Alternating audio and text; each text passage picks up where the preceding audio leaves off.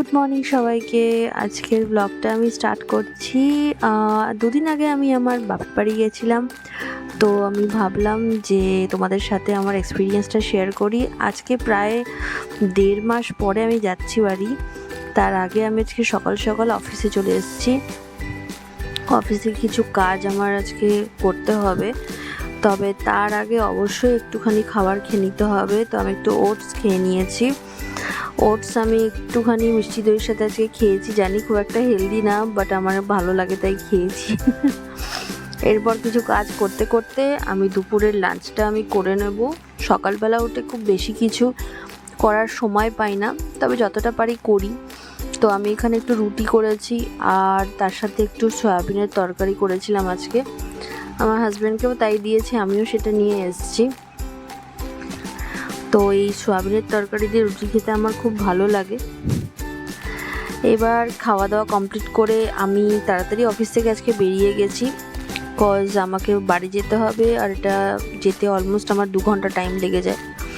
ট্রেনে ভালোই ভিড় ছিল, তো আমি ট্রেন চেঞ্জ করলাম। শিয়ালদা থেকে মেন লাইনের ট্রেন ধরে আমি এখন বাড়ি যাব। লেডিস ট্রেন ধরেছিলাম, তো ট্রেনটা পুরো ফাঁকা ছিল। কমফর্টেবলি বসেছি, কিন্তু প্রচণ্ড গরম, হিউমিডিটিও প্রচণ্ড বেশি, আর ঘেমে নেই একদম একসার। আর ট্রেনে উঠবো তো একটু ভাজাভুজি খাবো না তা তো হয় না, তো একটু আমি চিড়ে ভাজা খেয়ে নিয়েছি। আস্তে আস্তে অলমোস্ট সন্ধে হয়ে এসছে। সন্ধ্যের টাইমে এখানে আমাদের মার্কেট বসে, তো মার্কেটের মধ্যে দিয়ে আমি বেরিয়ে এবার বাড়ির দিকে যাব। সন্ধে হয়ে গেলে আমাদের দিকটা টোটো পাওয়াটা খুব অসুবিধা, কিন্তু তাও আমি একটা টোটো মোটামুটি ম্যানেজ করে নিয়েছি।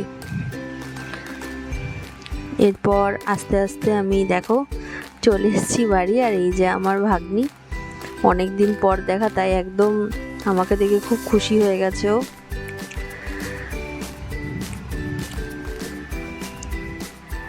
ফ্রেশ হয়ে নিয়ে তারপর মা বৌদিকে বলল একটু স্যান্ডউইচ চপ খেতে, যদি খাওয়া যায়। তো স্যান্ডউইচ দেখো এসে নিয়ে চলে এসেছি। আমার খুব ভালো লাগে, এটা প্রিয় চপ।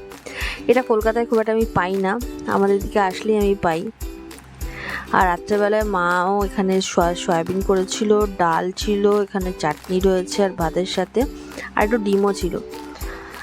এইবার পরের দিনকে সকালবেলা চা খেয়ে নিয়েছি। আজকে একটা ইম্পর্টেন্ট ডে, তো সকালবেলা ব্রেকফাস্টে আমি পরোটা, তরকারি আর একটু পায়েস মা করেছিল আমার জন্য না, সবার জন্যই।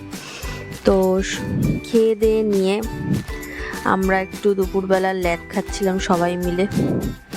বাড়িতে আসলে একটু ল্যাদ খাওয়াটা বেশি হয়। আর এই দেখো বড়া ভাজাও খাচ্ছি, ডালের বড়া। আজকে আমি আমার স্কুল বন্ধুদের সাথে দেখা করতে যাব, তো দুপুরবেলার লাঞ্চ আমি সেরে নিচ্ছি। এখানে ভাত, ভাজা রয়েছে, মোচা, আর এখানে শাক আর ডাল ছিল, চাটনিও ছিল। আমাদের বাড়িতে আম গাছ আছে, একটু পরে আমি দেখাবো তোমাদের আম গাছ।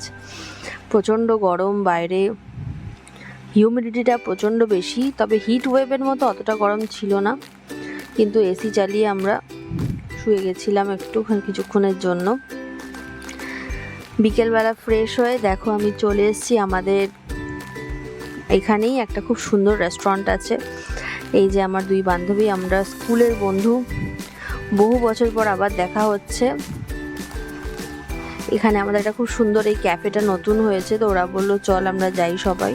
তো আমরা খুব সুন্দর একটা ভালো টাইম স্পেন্ড করছিলাম এখানে। দারুণ অ্যাম্বিয়েন্স, একদম পুরো কাঠের বাঁশ ঠাস দিয়ে পুরো তৈরি জায়গাটা।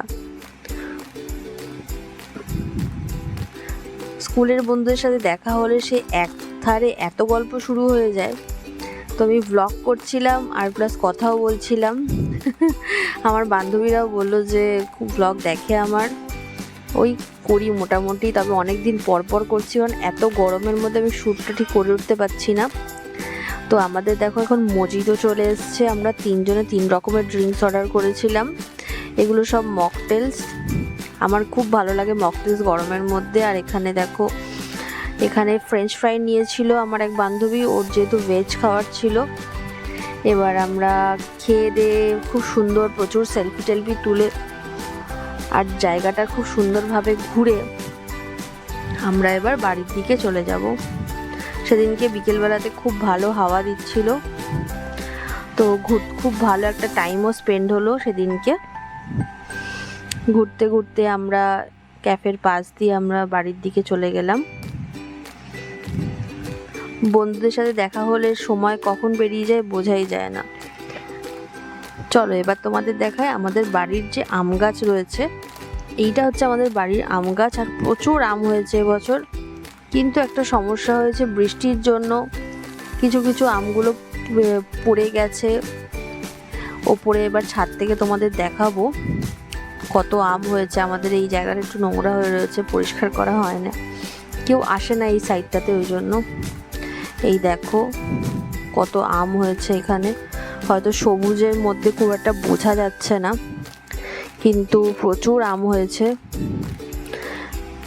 আমাদের গাছটাতে বরাবরই প্রচুর আম হয়, কিন্তু মজার বিষয় হচ্ছে গাছটা কিন্তু আটি থেকে হয়েছিল। আর দেখো এই আমটা কিন্তু পচে গেছে। তো এত আম হয়েছে, সব আমগুলো পচে যাচ্ছে। এইবার আমি দুপুরবেলার খাবার খেয়ে নিচ্ছি। আর রবিবার মানেই ছিল মাংস ভাত। চলো তাহলে আজকের মতো আমি ব্লগটা এখানেই শেষ করছি। ভালো লাগলে অবশ্যই লাইক আর সাবস্ক্রাইব করো। বাই।